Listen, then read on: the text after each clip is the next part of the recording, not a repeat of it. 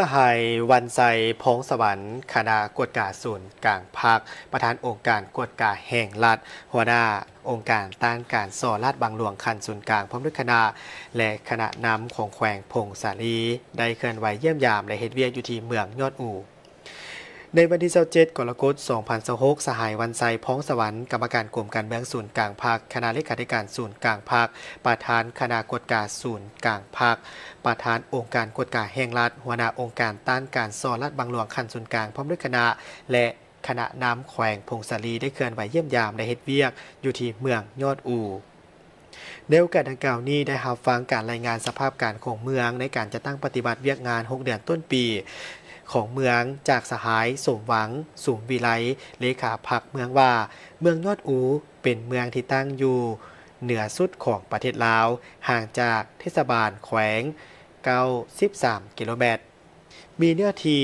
97ส่วนห้อยเป็นผู้ดอยเนื้อที่ป่าไม้ปกหุ่ม65ส่วนห้อยมีสายแดนติดกับเมืองล่าและเมืองเจียงเซินของสาธารณรัฐประชาชนจีนติดกับเมืองแย่ของสาธารณรัฐสังคมนิยมเวียดนามและมีด่านสากล1แห่งด่านประเพณี2แห่งมี8กลุ่ม73บ้านมีพลเมืองจำนวน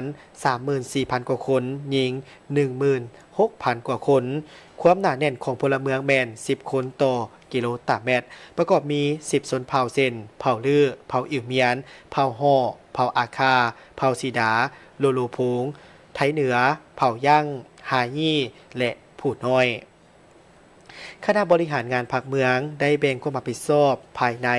กำหนดแผนดำเนินงานและระบบแบบแผนในการเฮ็ดเวียกอย่างเป็นละเอียดจะแจ้งโดยได้มีการกำหนดและสุ่มใส่ในการจัดตั้งปฏิบัติ9ปัญหา5ท่าแหง7แล้วพัฒนา4ทางออกและ10แผนงาน36โครงการติดพันกับการหันลงก่อสร้างรากฐานการเมืองพัฒนาชนบทแก้ไขความทุกข์ยากของประชาชนและติดพันกับการจัดตั้งปฏิบัติเวียกงาน3สร้างโดยสุ่มใส่18บ้านเป้าหมายของเมืองใน6เดือนต้นปี2026นั้นเศรษฐกิจยังสืบต่อขยายตัวในท่าทีที่ดีขึ้นแสดงออกรวมยอดมูลค่าผลิตภัณฑ์ภายในของเมืองสามารถบรรลุได้ถึง707.88 ตึกกีบเทียบใส่แผนการปีปฏิบัติได้ 73.09 ส่วนห้อยภายหลังที่ได้มีการรับฟังการรายงานสหายวันไซพ้องสวรรค์ก็ได้แสดงความยกย่องสุ่มเสยต่อการนำพาซี่นำของคณะพรรคคณะนำของเมืองที่ได้มีผลสำเร็จหลายด้านพร้อมทางมีคำเห็นโอ้ล้มต่อคณะพรรคคณะดำพร้อมด้วยพนักงานลักแรงของเมืองโดยได้เน้นให้คณะพรรคคณะนำของเมืองเอาใจใส่หลายปัญหาต้นต่อ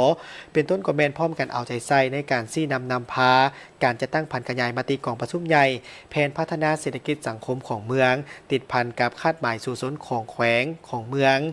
เพิ่มทวีในการสร้างการหันเปลี่ยนเพื่อเฮ็ดให้ชีวิตการเป็นอยู่ของประชาชนได้รับการปรับปรุงดีขึ้นกว่าเก่าเพิ่มทวีการเคลื่อนไหวเวียกงานป้องกันชาติป้องกันความสงบภายในเมืองแก้ไขปัญหาปรากฏการณ์ย่อท่อโดยเฉพาะแม่นปัญหา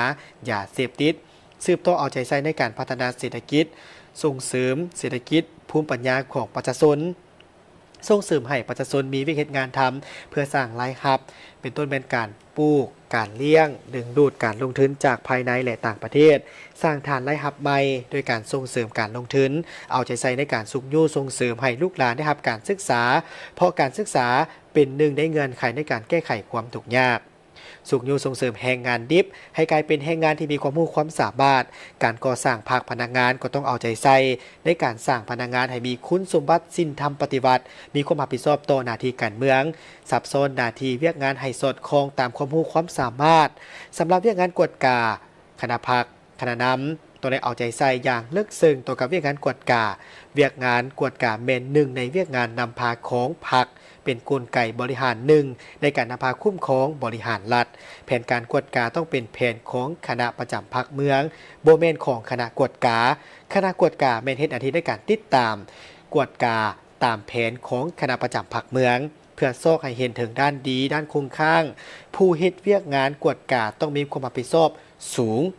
ในโอกาสเดียวกันนี้สหายวันไซพงษ์สวรรค์ก็ได้มอบเงินจำนวน50 ล้านกีบพร้อมด้วยคอมพิวเตอร์และปรินเตอร์จำนวน6ชุดให้เมืองเพื่อนำไปหมุนไส้เข้าในเวียกงานต่างๆของเมืองและไปเยี่ยมชม